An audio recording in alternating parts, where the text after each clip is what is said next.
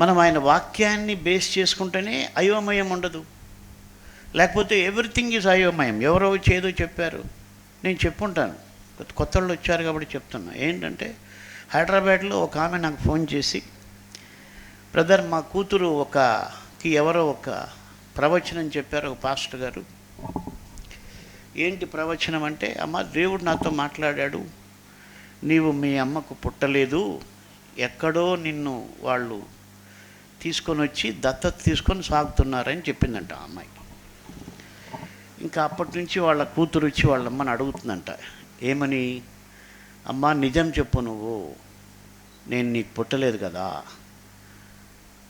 లేదమ్మా, నువ్వు పుట్టావు, పలాని హాస్పిటల్లో నువ్వు భర్త అయ్యావంటే, లేదు దేవుడు ఒకరితో మాట్లాడినాడు, నేను నీకు పుట్టలేదు, నిజం చెప్పు నిజం చెప్పు నిజం చెప్పు అని వాళ్ళ అమ్మని పీడిస్తూ ఉన్నాడు. అంటే ఏంటి, అరే దేవుడు ఎందుకు అలా మాట్లాడతాడు